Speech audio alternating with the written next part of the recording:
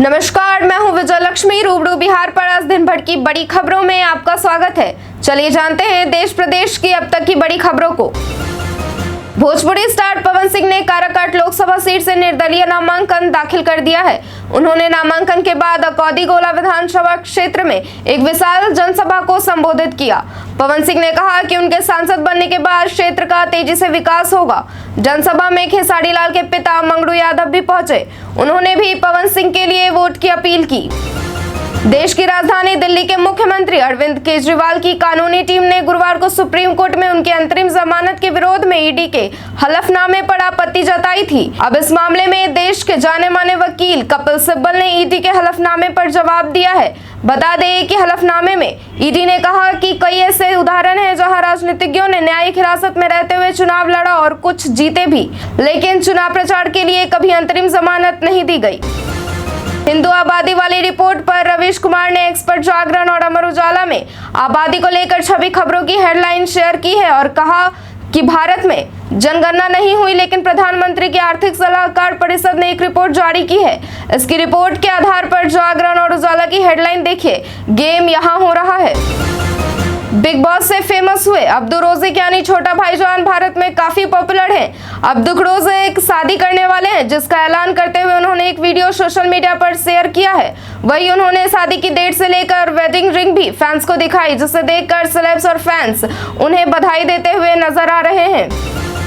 बिहार महागठबंधन में शामिल विकासशील इंसान पार्टी के प्रमुख मुकेश सहनी गुरुवार को हिंदुओं की आबादी कम होने के संबंध में पूछे गए सवाल पर भड़क गए और हिंदुओं की जनसंख्या कम होने के विषय पर उन्होंने कहा कि यह चिंता का विषय नहीं है।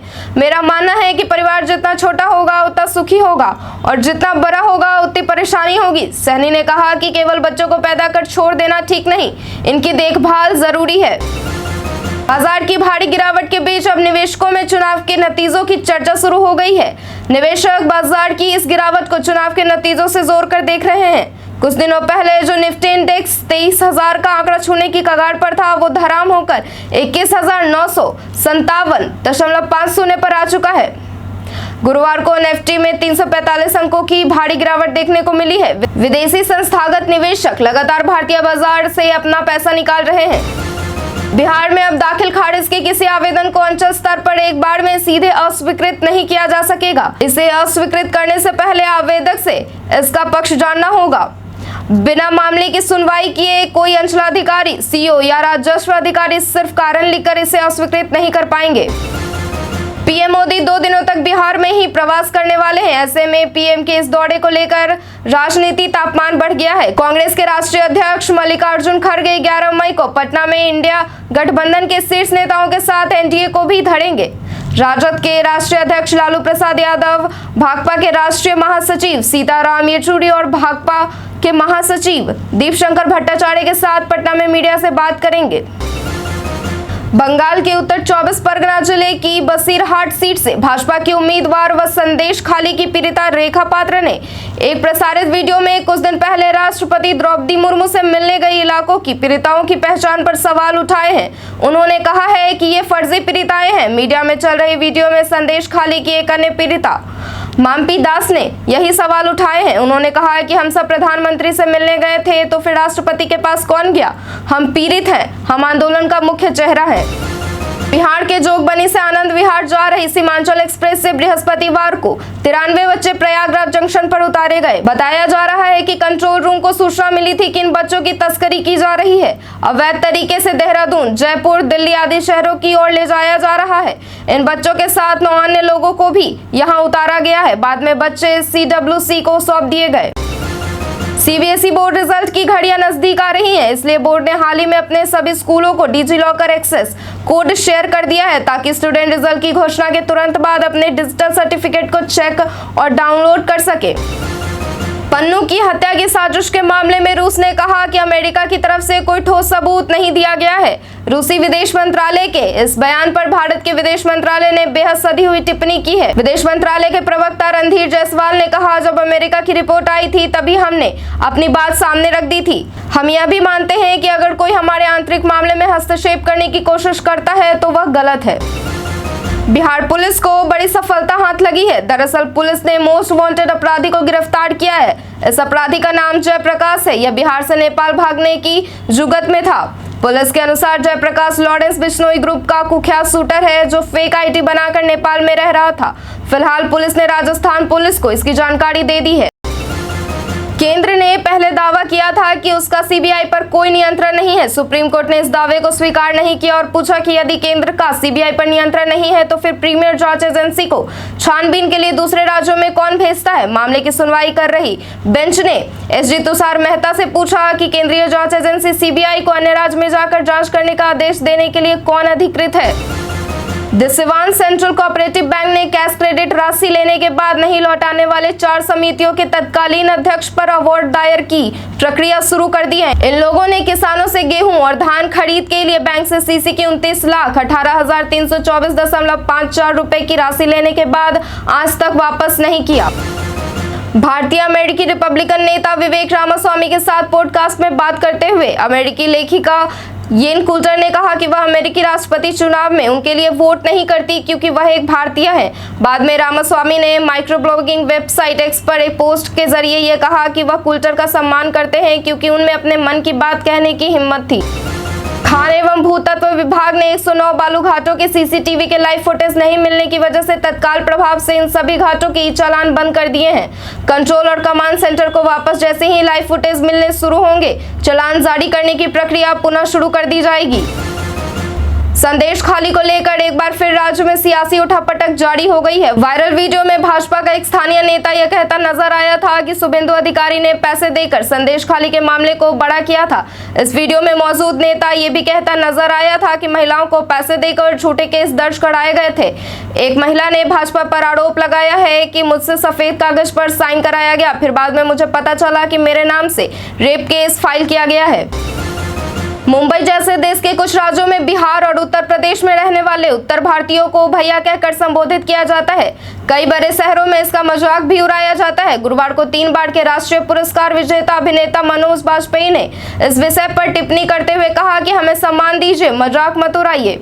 उन्होंने यह बातें मुंबई में अपनी आगामी फिल्म भैया जी के ट्रेलर लॉन्च के दौरान कही। मालदीव के विदेश मंत्री मूसा जमीर ने अपने कुछ मंत्रियों द्वारा प्रधानमंत्री नरेंद्र मोदी के खिलाफ की गई अपमानजनक टिप्पणियों में अपनी सरकार को अलग कर लिया है। उन्होंने कहा कि यह सरकार का रुख नहीं था, जो हुआ वह दोबारा न हो, इसे सुनिश्चित करने के लिए एक्शन लिया गया है। बिहार कृषि विभाग ने राज्य के किसानों से अपील की है कि वह फसलों के बचे अवशेषों, खुंटी आदि को खेतों में न जलाए। अगर वह खेतों में इन्हें जलाते हैं तो इससे मिट्टी व पर्यावरण को काफी नुकसान पहुंचता है।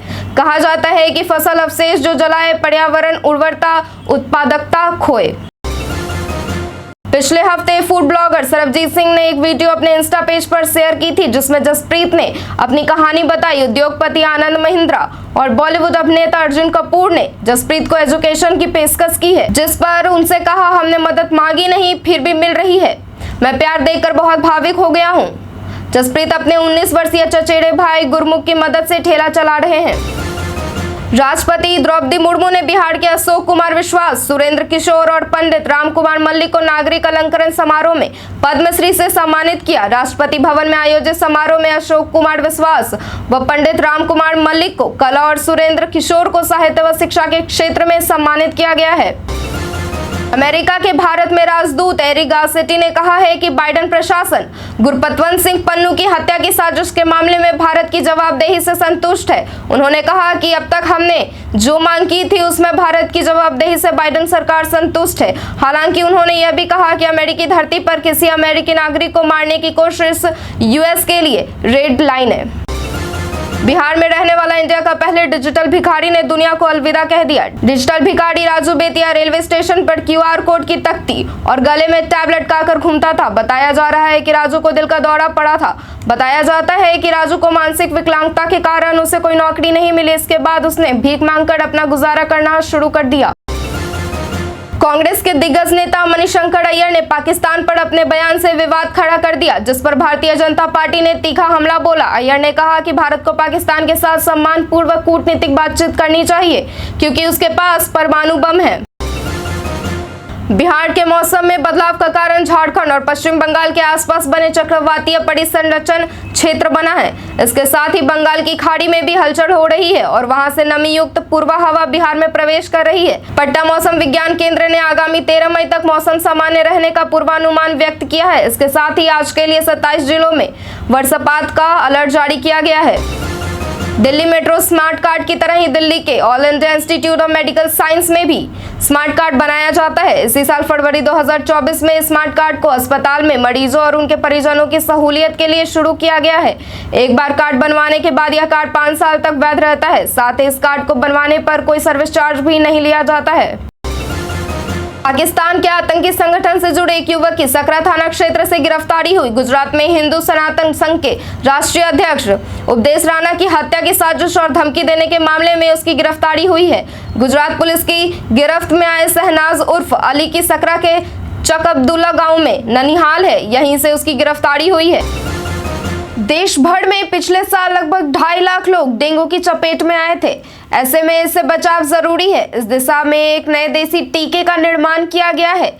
Indian council of medical research की निगरानी में स्नोफी एवेंटिस कंपनी ने देश का पहला डेंगू टीका डेंगू ऑल विकसित किया है, जिसका परीक्षण RMRI समेत देश के 20 केंद्रों पर शुरू होगा। आज के लिए इतना ही। जिन लोगों ने हमें कमेंट किया था उनका नाम है गंगा प्रसाद, पप्पू कुमार, मोहम्मद महबूब, अतीश श्रीवास्तव, सालू कुमारी, MD वसीम। अब बढ़ते हैं आज के सवाल की ओर। आज का सवाल है, डेंगू से बचाव के लिए आप क्या करते हैं? आप अपना जवाब हमें हमारे कमेंट सेक्शन में लिखकर जरूर बताएं। आज के लिए इतना ही। धन्यवाद।